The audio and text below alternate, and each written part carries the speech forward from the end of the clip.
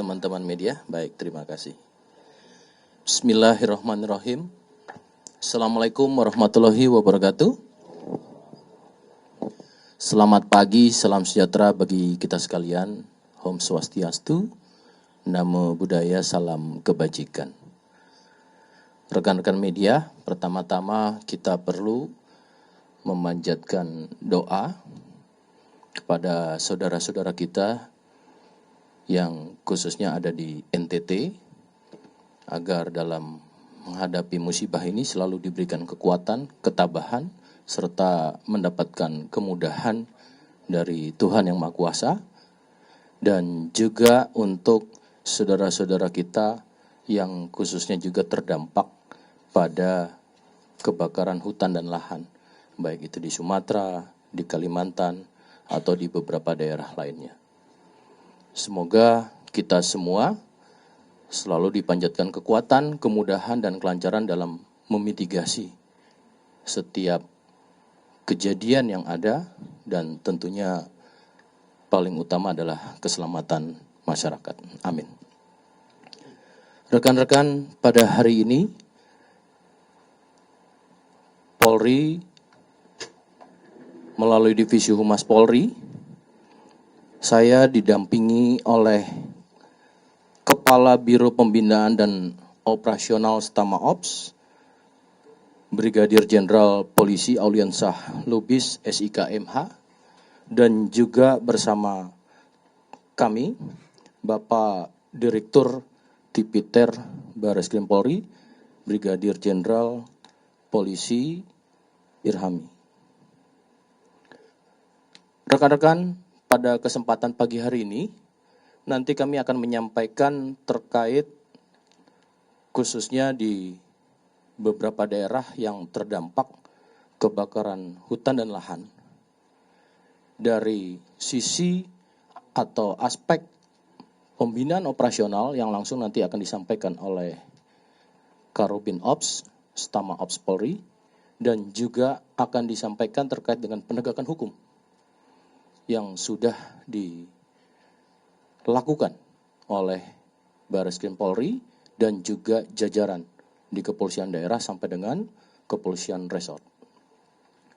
Rekan-rekan, pada kesempatan pertama saya ingin memberikan suatu penyampaian bahwasannya rekan-rekan media adalah salah satu mitra strategis Polri untuk memberikan pesan dan khususnya adalah komunikasi.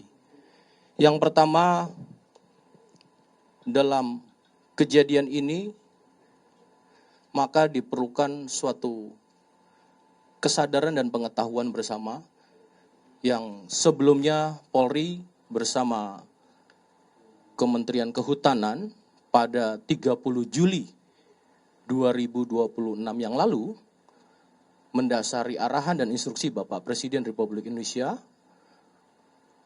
pada ratas di 28 Juli yang lalu, tindak lanjutnya adalah melakukan rapat koordinasi, di mana Bapak Presiden menekankan pada 28 Juli yang lalu terkait antisipasi fenomena El Nino, cuaca ekstrim, serta kebakaran hutan dan lahan atau karhutlah.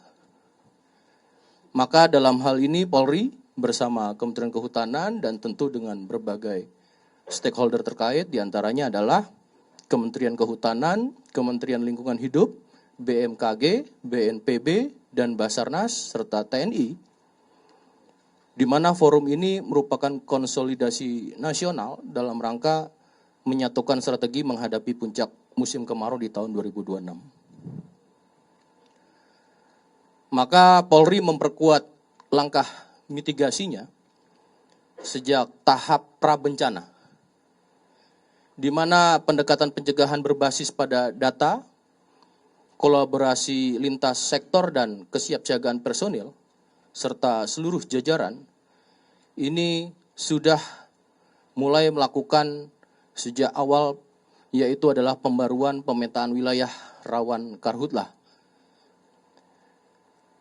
Dan kemudian memverifikasi hotspot di lapangan dan memperkuat early warning system, serta mengoptimalkan patroli terpadu bersama TNI, Manggala Agni, pemerintah daerah, dan khususnya lagi yang kita minta adalah partisipasi seluruh masyarakat. Rekan-rekan, sebelumnya Polri juga telah menggelar ratusan apel kesiapsiagaan ya, dalam rangka prabencana kemarin sebelum terjadinya bencana. Kemudian juga rapat-rapat siaga, kesiapan aksi dalam kegiatannya, dan sosialisasi pencegahan kepada masyarakat.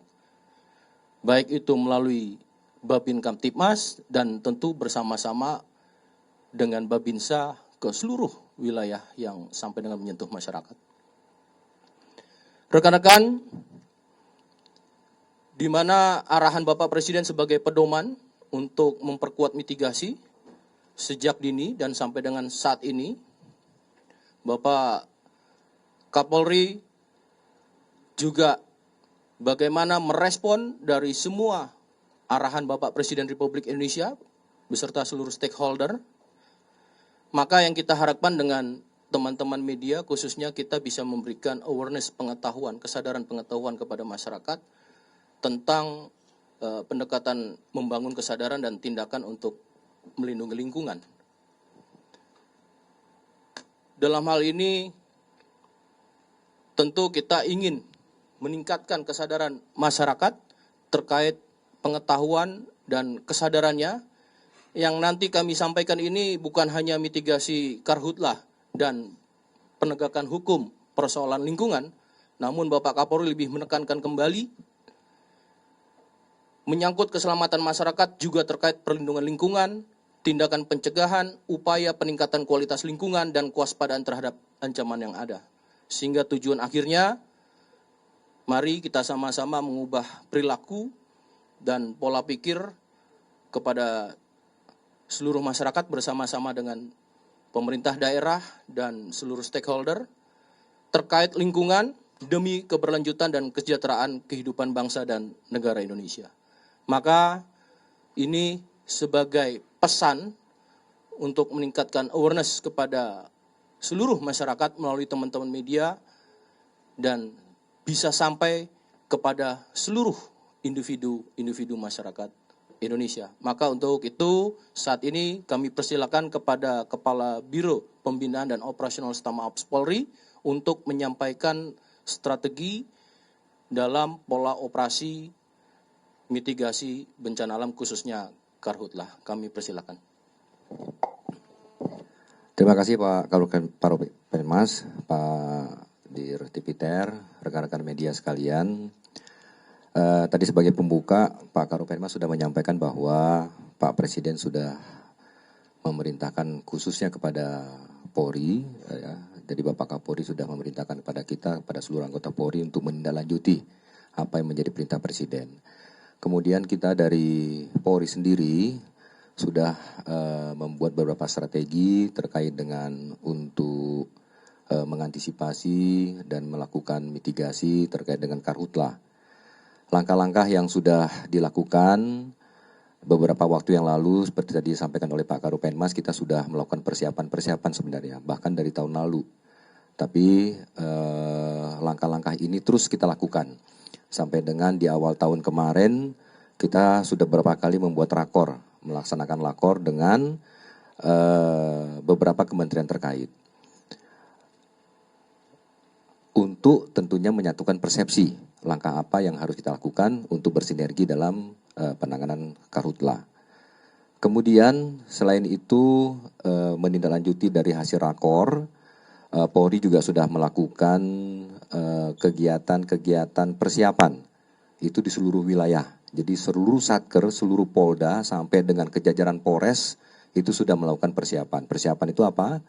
Yaitu apel kesiapan bagaimana personil yang siap untuk menangani dan mitigasi terkait dengan karhutlah.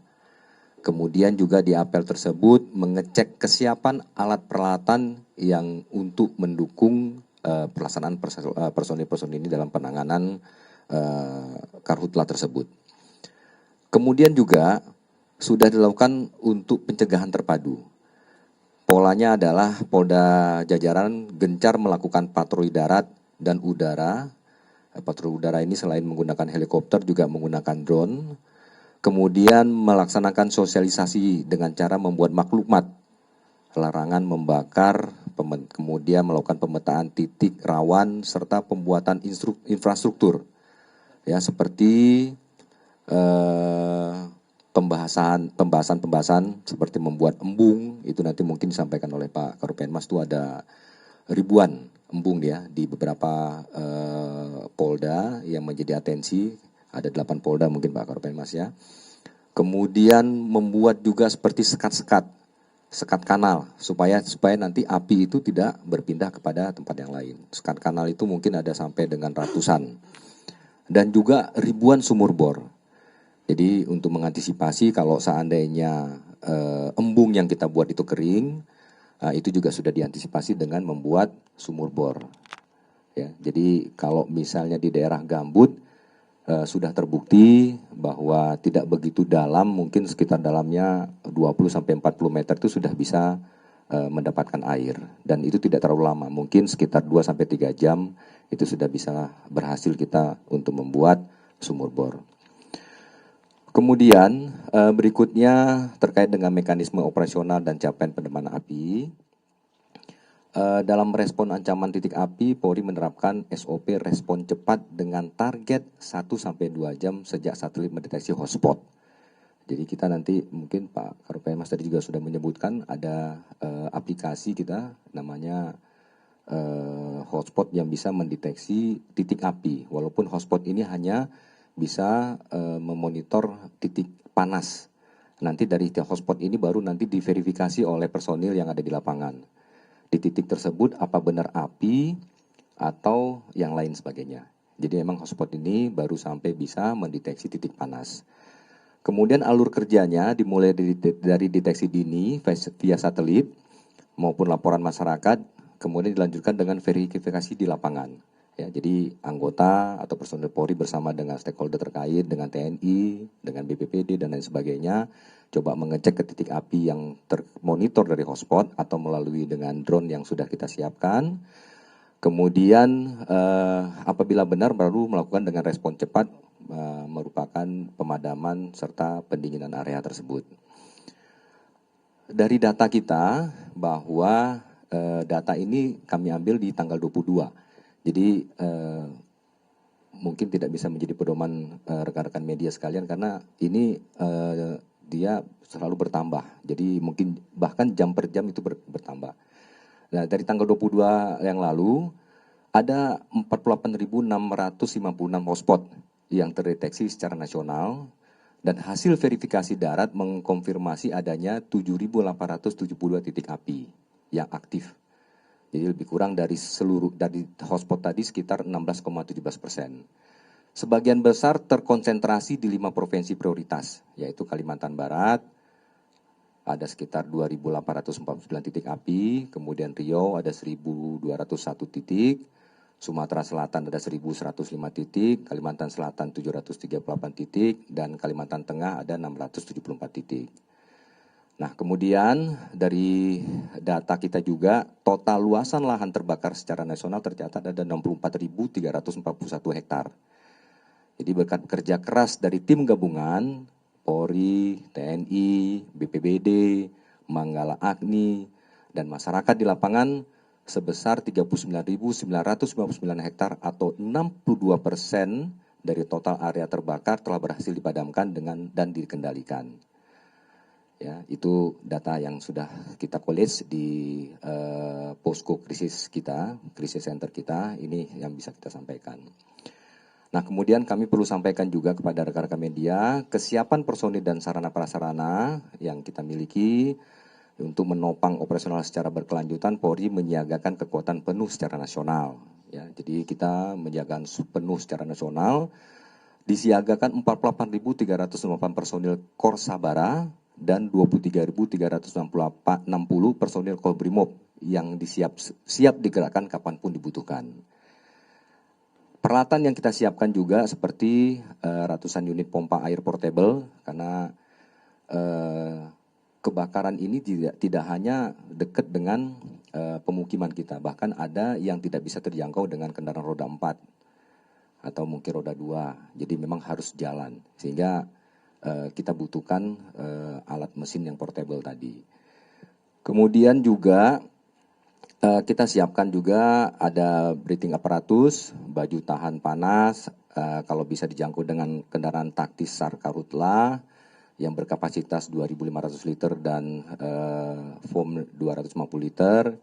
Kemudian kita juga ada modifikasi drone fire suspension. Jadi drone itu bisa terbang, membawa ada 8 bola untuk bisa ditembakkan ke titik api. Jadi kalau bisa membuat begitu lihat, oh ada titik api, kemudian drone itu akan ditembakkan ke titik api. Mudah-mudahan api itu bisa padam. Kami juga dari Polri ada 2 unit helikopter yang bisa digunakan sebagai waterbooming. Nah ini Bapak Kapolri juga menyampaikan bahwa ada daerah-daerah yang sulit dijangkau, coba dimodifikasi. Nah, mungkin bisa ditampilkan nih contoh modifikasi nih. Modifikasi kendaraan roda 2 yang seharusnya ini kita gunakan untuk Babin Kamtipmas, ini bisa rekan-rekan media lihat, tolong bisa ditampilkan. Ini di pabrik nggak ada nih rekan-rekan, jadi ini modifikasi. Ini langsung perintah Bapak Kapolri, coba kendaraan kita yang punya bisa dimodifikasi nggak, bisa untuk bisa mencapai ke daerah-daerah yang sulit terjangkau.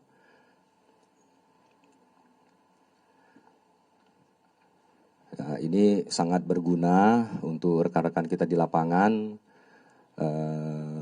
untuk bisa memadamkan api ya di tengah-tengah lokasi titik api.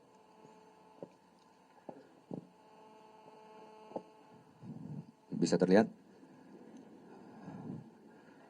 Coba sebentar nanti ini. Oke, sambil kita menunggu bentuknya seperti apa, tapi nanti rekan-rekan nanti lucu juga nih. Modelnya agak lucu-lucu karena memang ini modifikasi ya rekan-rekan.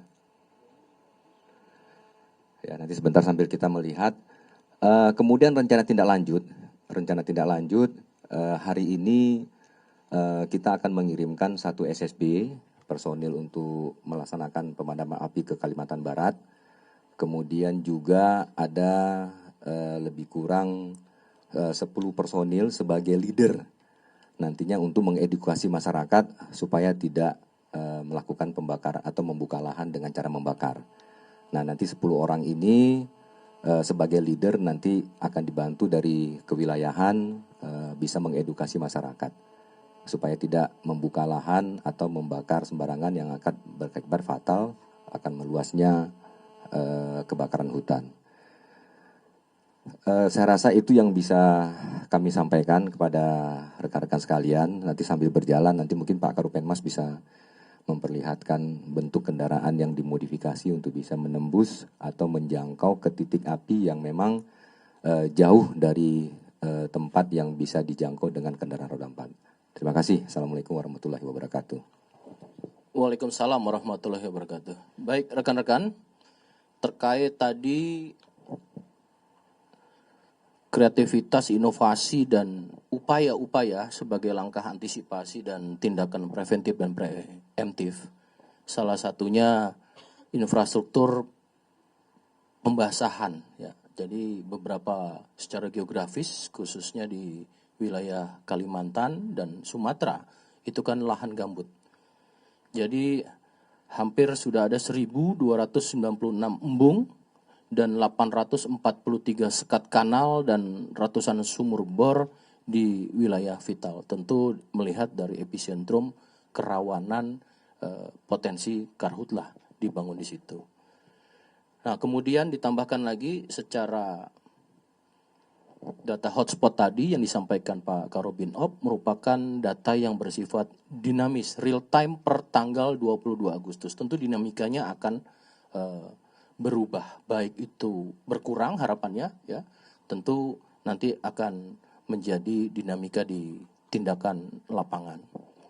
Kemudian terkait juga sebagai salah satu contoh konkret awareness atau kesadaran pengetahuan kepada masyarakat, kita ketahui saat ini sedang puncak-puncaknya kita menghadapi El Nino, cuaca ekstrim.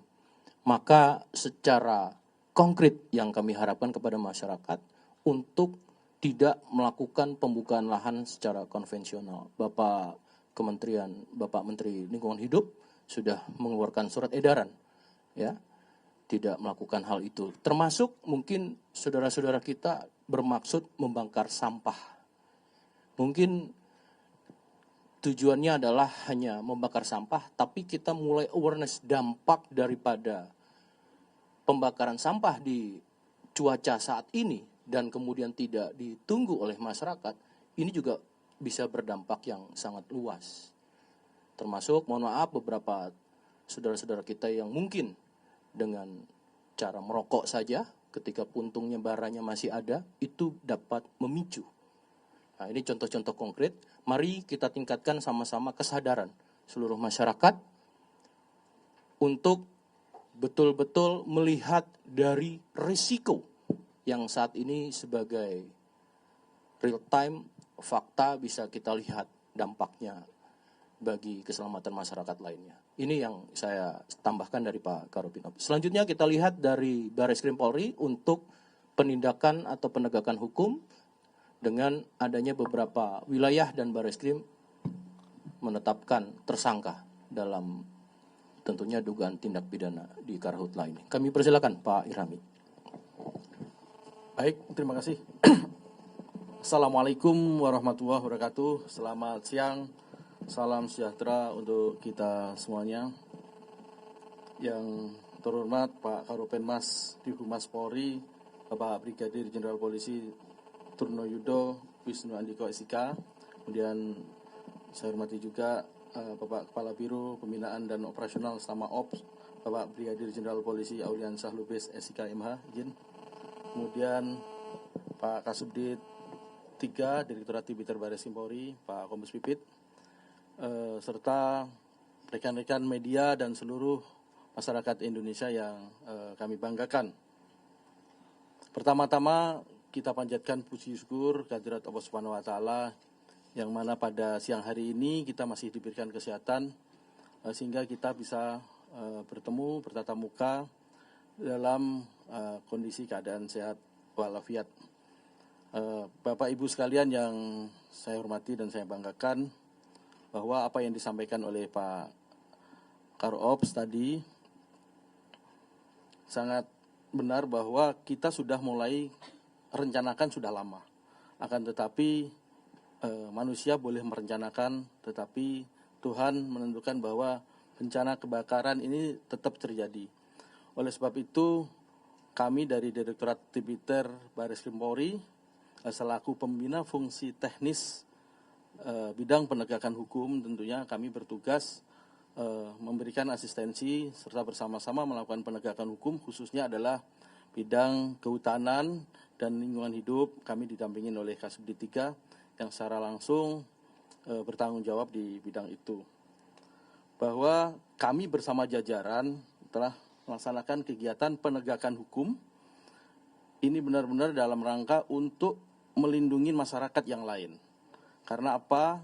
Mereka yang melakukan pembakaran tentunya mendapatkan keuntungan, tetapi hal tersebut justru merugikan warga masyarakat yang lain, terutama asap ataupun dampak-dampak kebakaran lainnya.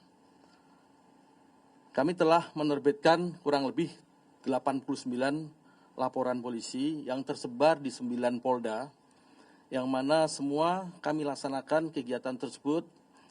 Kami asistensi untuk memastikan bahwa proses penyelidikan dan penyidikan itu berlangsung secara profesional tentunya.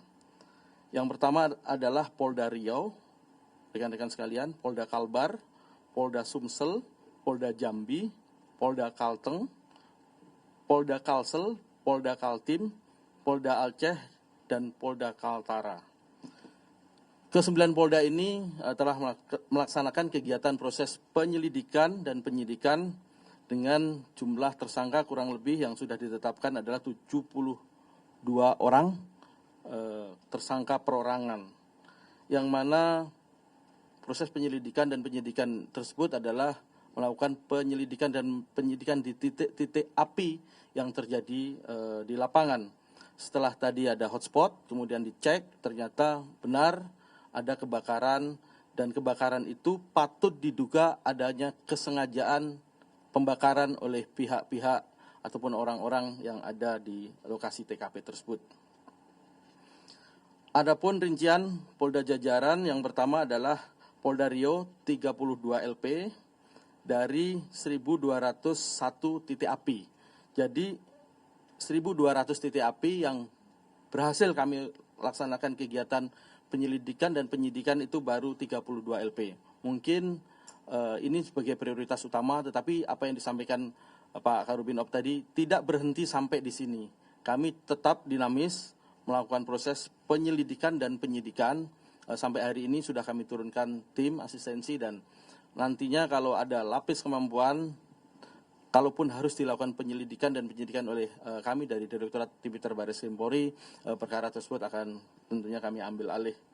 Kemudian dalam proses penyelidikan di Polda Riau ini ada 2 perkara, kemudian naik sidik karena sudah ditemukan peristiwa pidananya, itu 30 laporan polisi, kemudian Polda Riau telah menetapkan kurang lebih 35 orang tersangka.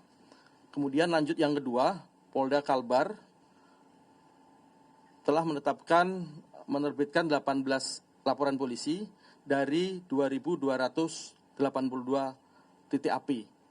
Ini sangat banyak memang, dan rekan-rekan tahu kemarin Bapak Presiden dan Bapak Kapolri serta Panglima TNI secara langsung turun ke lapangan ke TKP kebakaran, dan memang di sana juga sangat banyak. Modus operandinya adalah 2 hektar dibakar oleh masyarakat, dan pembakaran ini tentunya sangat merugikan masyarakat yang lain. Kemudian Polda Sumatera Selatan 15 laporan polisi dari 618 titik api. Prosesnya adalah yang pertama proses penyelidikan itu 15 perkara, kemudian tersangkanya 17 orang. Kemudian lanjut Polda Jambi 17 laporan polisi dari 64 titik api, semuanya sudah proses sidik semuanya, kemudian penetapan tersangkanya adalah 8 orang. Kemudian kami lanjut Polda Kalteng 8 laporan polisi dari 203 titik api. Proses penyelidikan 2 perkara, proses sidik 5 perkara, kemudian tersangkanya adalah 11 orang. Lanjut, ke-6 adalah Polda Kalsel, 3 laporan polisi dari 318 titik api, proses penyidikan 3 perkara, tersangka 2 orang. Polda Kaltim, 2 laporan polisi dari 243 titik api, proses penyelidikan 1, kemudian proses sidik 1, tersangkanya 1 orang. Kemudian lanjut Polda Aceh, 2 laporan polisi dari 71 titik api. Selanjutnya Polda Kaltara, 2 laporan polisi dari 12 titik api, kemudian Polda Kaltara melakukan penyelidikan 2 laporan polisi.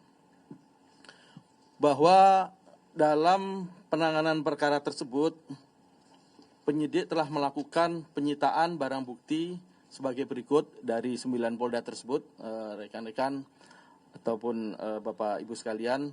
Yang pertama adalah 35 buah korek api, ini sebagai alat yang digunakan untuk membakar. Tentunya ini bukti bahwa memang terjadi kesengajaan untuk melakukan pembakaran, bukan apa yang disebabkan karena alam, dampak dari panas El Nino. Kemudian 2 botol plastik oli bekas, kemudian 2 buah botol plastik BBM jenis solar.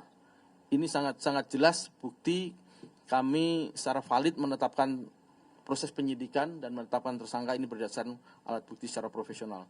Kemudian 2 jerigen kapasitas 10 liter yang berisikan BBM jenis solar, 2 botol plastik BBM jenis Pertalite, 1 botol plastik minyak tanah, 21 parang, 2 kapak, 1 cangkul, 39 batang kayu bekas terbakar, 5 buah plastik sampel tanah terbakar, 2 unit senso, 13 plastik bekas polybag, 6 batang bibit sawit, 1 pasang sepatu boot. Dari barang bukti yang dilakukan penyitaan oleh penyelidik dan penyidik ini sangat jelas. Tentunya motif pembakaran tersebut adalah pembukaan lahan tentunya. Rekan-rekan tahu ini adalah musim panas, sangat mudah untuk melakukan pembakaran dan dilakukan penanaman perkebunan sawit pada masa musim hujan nantinya.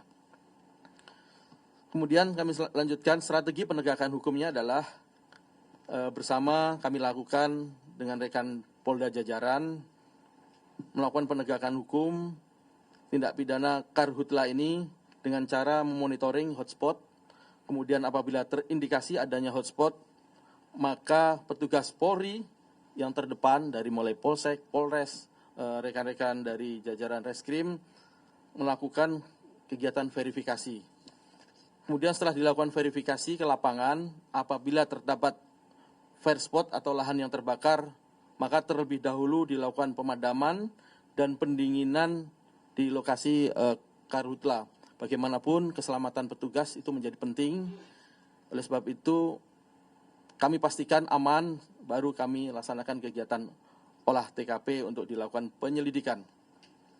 Apabila dalam proses penyelidikan ditemukan peristiwa pidana, maka status penyelidikan ditingkatkan menjadi proses penyidikan dan dilanjutkan dengan pemeriksaan saksi-saksi dan penyitaan barang bukti hingga penetapan tersangka. Rekan-rekan sekalian yang saya hormati, rata-rata modus operandi pada 9 Polda tersebut, apa yang saya sampaikan di depan tadi, sebagian besar digunakan oleh para tersangka adalah membuka lahan dengan cara sengaja membakar agar biaya operasional kegiatan berkebun menjadi murah atau ekonomis.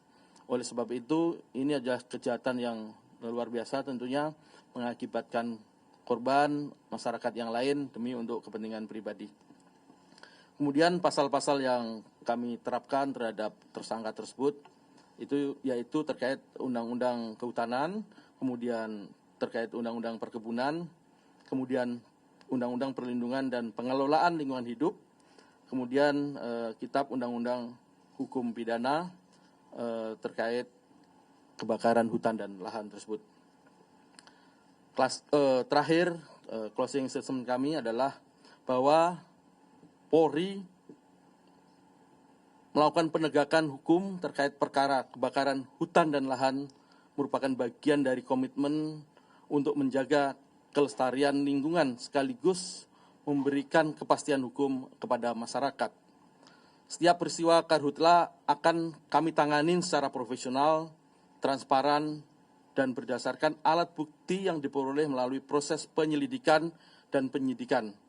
Apabila ditemukan adanya unsur kesengajaan maupun kelalaian yang memenuhi ketentuan pidana, Polri akan menindak tegas pihak yang bertanggung jawab sesuai dengan peraturan perundangan yang berlaku. Kami juga mengajak kepada seluruh masyarakat, pelaku usaha, dan pemangku kepentingan untuk bersama-sama mencegah terjadinya karhutla tersebut. Pencegahan ini menjadi penting karena apa? Karena kalau sudah terbakar tentunya butuh sumber daya yang besar, baik sumber daya manusia, anggaran, waktu kita tersita untuk melakukan pemadaman dan sebagainya. Polri akan terus hadir bekerja secara profesional dan tegas untuk memastikan setiap peristiwa karhutla ditangani secara sesuai dengan SOP yang berlaku serta mencegah kejadian serupa terjadi. Bahwa proses penegakan hukum ini tentunya bagian dari preemptive strike yang mana para pelaku kita lakukan pengamanan, kita lakukan penahanan supaya mereka tidak melakukan atau mengulangi perbuatan lagi ke depan, setidaknya di masa kemarau ini yang mana sangat sensitif apabila terjadi pembakaran, sangat sulit untuk dipadamkan terkait kurangnya sumber-sumber air di lapangan. Kami juga menegaskan akan terus mengejar semua pelaku atau orang yang menyuruh melakukan dan semua pihak yang memperoleh keuntungan atas kejahatan pembakaran hutan dan lahan tersebut. Sekali lagi kami berkomitmen seluruh penyelidik dan penyidik di jajaran Polri bahwa kami akan terus mengejar semua pelaku atau orang yang menyuruh melakukan dan semua pihak yang memperoleh keuntungan atas kejahatan pembakaran hutan dan lahan tersebut sehingga diperoleh kepastian hukum untuk menjaga keselamatan masyarakat yang lain. Saya kira itu demikian kami sampaikan. Billahi taufik wal hidayah. Wassalamualaikum warahmatullahi wabarakatuh. Waktu kami kembalikan. Waalaikumsalam warahmatullahi wabarakatuh. Terima kasih Pak Dirut Tipiter Barreskrim Polri. Rekan-rekan tadi ada gambar ya yang terkait dengan inovasi menyesuaikan dengan geografis di lapangan. Ini contohnya kendaraan kendaraan Polri itu roda 2 yang bisa menjangkau dalam bentuk jenis trail, kemudian dimodifikasi sebagai pemadam api karhutla, di mana alat pemadamnya itu bersifat mobile, portable, ya, karena menyesuaikan dengan jangkauan yang akan dijangkau. Ada lagi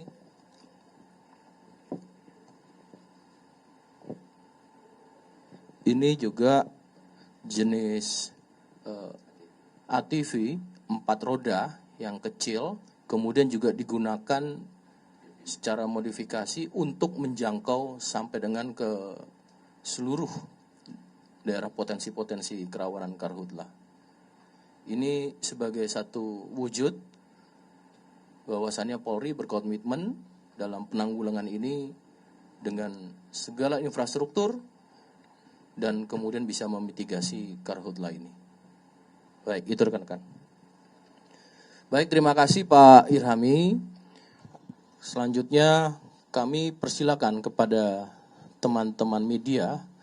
Sekali lagi silakan bertanya dan kemudian sama-sama kita untuk memberikan awareness, kesadaran pengetahuan kepada masyarakat, khususnya para masyarakat di daerah rentan kebakaran hutan dan lahan. Kami persilakan. 1, sebelah kanan saya, sebutkan nama dan medianya, nanti pertanyaannya ditujukan kepada siapa. 1 lagi, 2, 3. Segmen 1 ini saya ambil 3 dulu ya. Nanti mekanismenya bertanya langsung kami jawab, yang lainnya nanti baru dipertanyakan. Silakan. Baik, terima kasih Pak. Saya Sultan dari bisnis.com. Mau menanyakan ke Pak Irhami. Tadi kan ada sekitar 72 tersangka Pak ya. Nah itu dia tadi alasannya itu membuka lahan untuk salah satunya penanaman sawit. Itu dia perorangan atau memang dia terafiliasi atau disuruh oleh perusahaan tertentu untuk membuka. Lalu mereka ini sejak kapan melakukan pembukaan lahan ini? Apakah memang sudah direncanakan atau secara insidental mereka tuh langsung membuka lahan gitu? Kemudian itu aja nih Pak dari saya. Terima kasih. Terima kasih Mas Sultan. Silakan untuk Direktur Tipiter untuk bisa menjawab. Dari gimana? Baik, Mas Sultan ya. Kami jawab langsung bahwa 72 tersangka tersebut sesuai hasil pemeriksaan tersangka dan para saksi, memang kebanyakan mereka sengaja membuka lahan, kemudian melakukan pembakaran. Ini kan musim kemarau akibat El Nino yang sangat panjang dan sebagainya. Dia untuk mempermudah untuk pembukaan lahan tersebut biasanya sudah ditebang mereka mulai dari Riau, Jambi, Kalbar, Kalsel, Kalteng. Itu sudah 3 bulan atau 4 bulan lalu, itu mereka sudah tebang. Makanya di situ ada parang, ada alat-alat untuk melakukan penebangan kawasan lahan yang sudah terbuka sebenarnya. Karena untuk membersihkan, untuk dilakukan land clearing kan mahal kalau menggunakan alat, apalagi BBM juga mahal sekarang, menggunakan sewa alat juga mahal. Yang paling mudah adalah dibakar. Selain itu, pasca pembakaran itu tanahnya menjadi lebih subur karena hasil pembakaran abu dan sebagainya itu bisa menjadi pupuk. Makanya ini menjadi favorit untuk mereka melakukan modus seperti ini. Akan tetapi kami tetap berkomitmen dengan integritas dan kemampuan yang ada kami, walaupun antara jumlah pembakaran dengan personil itu juga cukup timpang. Akan tetapi kami skala prioritas akan kami bagi untuk melakukan penegakan hukum, mengejar pelaku-pelaku baik individu ataupun korporasi yang terlibat. Sebagian besar pengakuannya masih individu, tetapi nanti akan kami lihat dari transaksi keuangannya. Apakah biaya itu biaya pribadi ataupun ada aliran-aliran dari korporasi yang menyuruh atau memerintahkan mereka untuk melakukan pembakaran. Kami tidak percaya apa pengakuan dia, tetapi fakta, bukti, transaksi ataupun eviden lain akan kami cari apakah ada keterlibatan pihak-pihak lain ataupun korporasi yang memerintahkan pembukaan tersebut. Demikian, Mas. Pak, satu lagi maaf berikan. Jadi secara umum dari 72 tersangka ini itu rata-rata dampaknya terhadap perusahaan itu berapa hektar? Apakah tadi disampaikan itu 2 hektar rata-ratanya atau mungkin bisa lebih luas dari itu, Pak? Khususnya di Kalbar, itu kan ada perda yang mengatakan boleh 2 hektar. Akan tetapi yang dibakar 2 hektar dampaknya bisa sampai kemana-mana, nggak bisa dikendalikan. Kondisi kemarau panjang, El Nino seperti ini, air tidak ada, kemudian kondisi tanah, kondisi kayu-kayu yang sisa ditebang ini kering, tentunya siapa yang bisa mengendalikan untuk 2 hektar ini? Kami pastikan, kami berkomitmen tetap dilakukan proses penegakan hukum untuk menjaga lingkungan-lingkungan lain ataupun areal-areal yang lain agar tidak dilakukan yang sama. Kalau 2 hektar seluruh Kalbar itu semua 2 hektar tentunya juga seluruhnya terbakar nantinya. Demikian, Mas. Baik, terima kasih ya Mas Sultan. Selanjutnya sebelah kiri dulu tadi ya, nomor 2. Silakan. Pak Lydia dari CNN, mungkin ada sedikit kemarin kan pas Pak Mensesnek menemani Pak Presiden ke sana disebutkan tadi kan baru disebutkan 72, padahal Pak Mensesnek kemarin bilang ada 4 korporasi yang sudah dalam proses penyidikan. Nah, apakah dari tim Polri sendiri sudah ada koordinasi 4 korporasi itu siapa aja? Apakah mereka adalah perusahaan sawit yang ada di Kalimantan atau seperti apa? Mungkin itu aja, Pak. Terima kasih Mbak Lydia, CNN ya. Kami persilakan Pak Dir. Baik, terima kasih Mbak Lydia. Kami sampaikan dari awal, kami akan melaksanakan kegiatan proses investigasi, baik penyelidikan, penyidikan secara profesional. Basisnya adalah alat bukti. Alat bukti di TKP berdasarkan olah TKP, kemudian keterangan saksi-saksi yang ada, kemudian keterangan tersangka adalah pengakuan tidak menjadi utama yang mutlak, tetapi alat bukti yang harus kami cari. Kami kelebihannya penyidik adalah bisa geledah, bisa nyita, bisa koordinasi dengan PPATK untuk mencari arus ataupun aliran transaksi keuangan. Tentunya dia membakar tidak akan mau gratis, pasti ada pemodal, pendana, pasti diberikan uang itu dari mana, itu yang kami cari. Tapi kalau dipastikan sampai saat ini kami sedang proses, mohon sabar, kalau ada pasti nanti kami informasikan kepada rekan-rekan media ataupun ke publik. Demikian. Terima kasih Pak Irhami. Jadi proses ini secara simultan atau kesinambungan masih berlangsung ya, apa yang kami sampaikan ini. Baik, silakan. Sekali lagi yang ketiga pertanyaan, silakan. Baik, perkenalkan saya Ansar dari Detikkom. Izin bertanya Pak, untuk yang pertama kan sudah ditetapkan 72 tersangka. Nah, saya ingin memastikan itu tempusnya dari bulan apa ya Pak? Nah, lalu yang kedua, kemarin sempat viral Pak di Kalteng itu ada pria bersenter yang udah ditangkap dan ditangani sama kepolisian. Nah, kemarin kan tadi kan disebutkan bahwa di Kalteng itu sudah ditetapkan 11 tersangka ya Pak. Nah, apakah si pria center ini sudah termasuk salah satunya? Itu aja Pak. Terima kasih. Baik, dari Detikkom ya. Tempusnya adalah mulai Februari sampai sekarang. Sebenarnya kita kan sudah menyiapkan, mengantisipasi kegiatan-kegiatan pada saat kemarau panjang seperti ini akan terjadi. Kemudian apa yang disampaikan tadi, yang kedua tadi, terkait yang pria presenter itu sudah masuk, sudah disidik dan tetapkan tersangka. Demikian. Cukup ya Mas Harpar. Baik, saya buka sesi kedua. Segmen ini 3 penanya, silakan. Cukup, rekan-rekan? Oh, ada satu di sebelah kanan saya. Silakan, Mbak.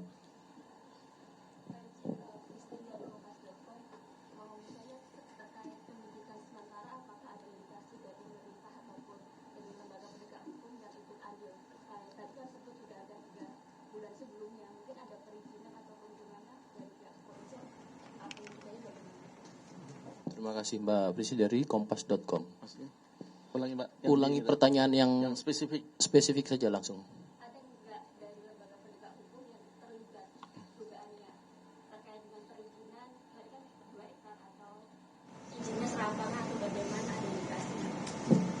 Baik, berbicara 2 hektar itu khusus di Kalbar, memang ada perdanya di sana. Walaupun sudah dilakukan pencabutan dari ada aturan baru yang mengatakan tidak boleh mulai kemarin. Oleh sebab itu 2 hektar ini kami mohon untuk rekan-rekan masyarakat Kalbar juga tidak dilakukan lagi. Akan tetapi pertanyaan dari Mbak tadi terkait penegak hukum dan sebagainya, aparat ataupun pejabat-pejabat sampai saat ini belum ditemukan. Tetapi kami masih dinamis ya. Tentunya alat bukti kami basisnya adalah alat bukti. Alat bukti di TKP itu apa? Orang, keterangan saksi, kemudian petunjuk-petunjuk, transaksi keuangannya. Ini sedang kami kejar tentunya. Tidak berhenti di sini. Tidak berhenti pada aktor lapangannya. Tetapi kepentingan dari kegiatan pembakaran itu untuk apa? Untuk siapa? Itu pasti akan kami kejar sampai tuntas. Demikian, Mbak. Ya, jadi untuk yang tadi disampaikan ada pencabutan itu ada surat edaran nomor 16 tahun 2026 ya dari Menteri Lingkungan Hidup tentang larangan pembukaan lahan dengan cara membakar. Mungkin ini juga bisa disosialisasikan oleh teman-teman semua kepada masyarakat. Satu lagi Mbak, silakan. Silakan Mbak. Sejauh ini apakah sudah ada korban jiwa yang teridentifikasi serta apakah ada kerugian gitu atas kebakaran lahan yang ada di beberapa wilayah? Baik, untuk kerugian baik itu fisik, kesehatan, dan jiwa, ya tentu ini nanti secara ranahnya kami akan rakor, ya melihat dari dampak kesehatan mungkin dari di bidang Kementerian Kesehatan ya, dengan pemerintah daerah dan juga terkait dengan kerugian material lahan, tentu kementerian terkait stakeholder ini akan kita sampaikan. Namun ranah yang kami sampaikan di sini adalah bagaimana proses penegakan hukum ini bisa efektif dan kemudian dalam proses mitigasi bencana yang sudah ada khususnya karhutla bisa teratasi, terkendali dan kemudian kembali pada kondusif. Itu Mbak Intan. Ya. Silakan satu lagi. Siapa Mas? Silakan.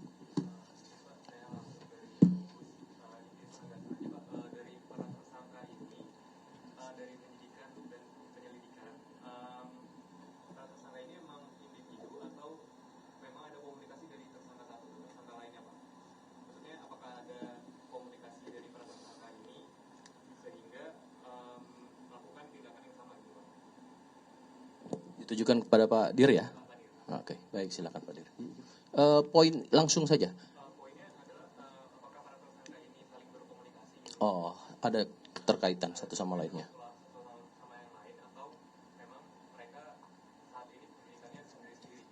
Oh, Baik, rekan-rekan, sekali lagi bahwa basisnya adalah keterangan saksi, keterangan tersangka di TKP dan alat bukti lain. Sampai hari ini yang kami temukan sebagian besar adalah individu-individu yang memang untuk kepentingan dirinya dan kepentingan yang menyuruh orang lain. Tetapi antara satu dan yang lain sedang kami kembangkan. Jadi nantinya adalah yang paling penting adalah bukti transaksi keuangan.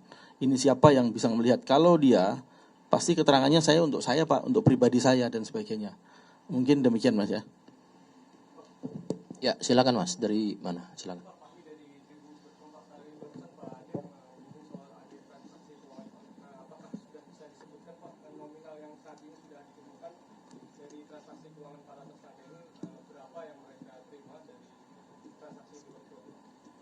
Baik. Untuk transaksi keuangan sedang pendalaman.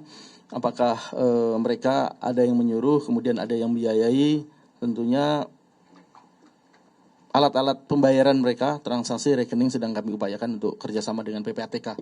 Demikian.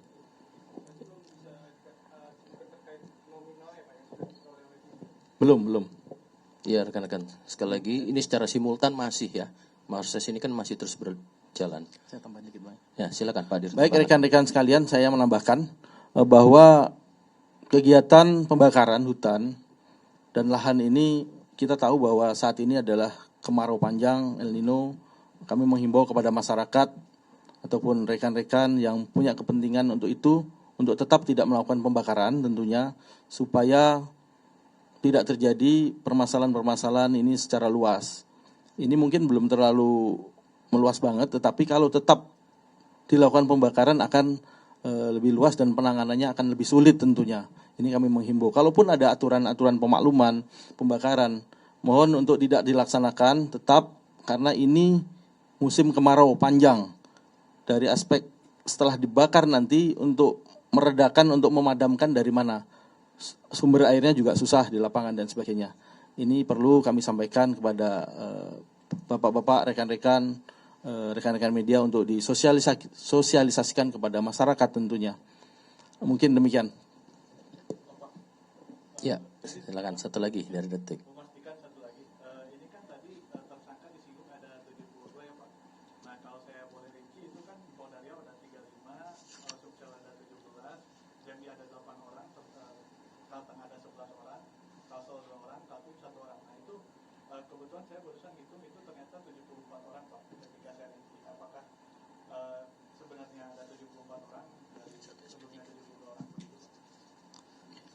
Satu, ada keterangannya kurang satu kan? Satu SP3, penghentian penyelidikan. Nanti rilisnya ada lengkapnya.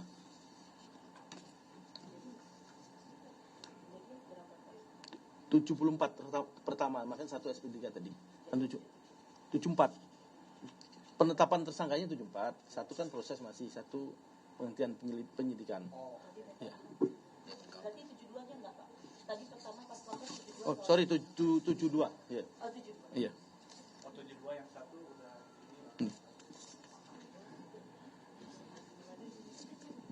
Pak berarti dari 74 SP31 berarti 73 Pak atau seperti apa? Iya.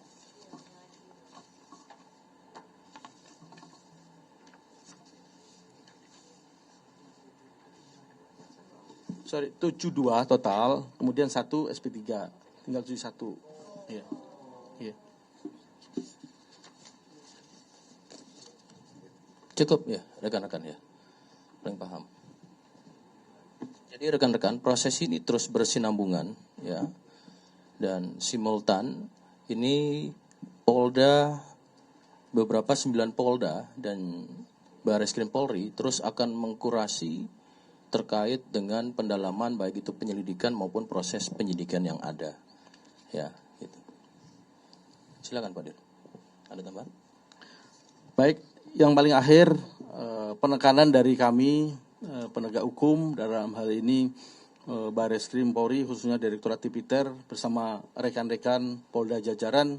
Di sana ada Direktorat Kriminal Khusus dan Subdit Tipiter khususnya akan berkomitmen secara masif akan melakukan penegakan hukum terhadap para pelaku. Kami akan kejar sampai orang yang menerima keuntungan atas pembakaran tersebut, baik korporasi ataupun individu, akan kami lakukan pengejaran dan melakukan penegakan hukum secara tegas tentunya. Alasan apapun, alasan ekonomi, mudah dan sebagainya, itu tetap tolong jangan dilakukan pembakaran di saat-saat seperti ini, saat-saat kemarau panjang, El Nino, tidak boleh. Karena apa? Karena kalau sudah terbakar tentunya akan sulit dipadamkan, mengingat di lapangan sumber-sumber air juga susah ditemukan apa yang disampaikan oleh Pak Karupinov tadi. Demikian waktu dan tempat kami kembalikan ke Pak Karupin, Mas. Terima kasih Pak Irhamli. Cukup rekan-rekan?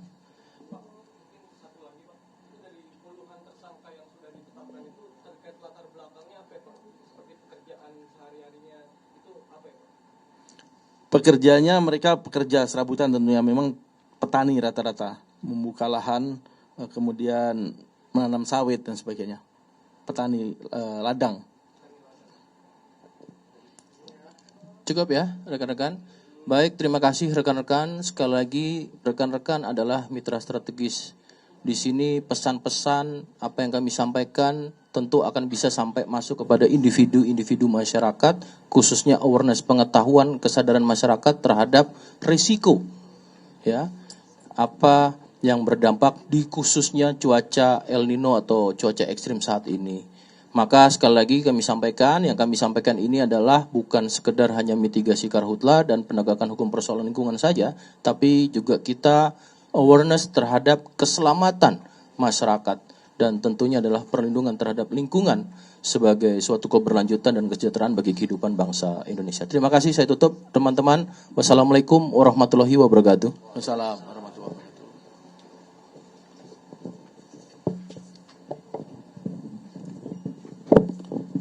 Untuk angka tepatnya Mas, silakan rilisnya ada.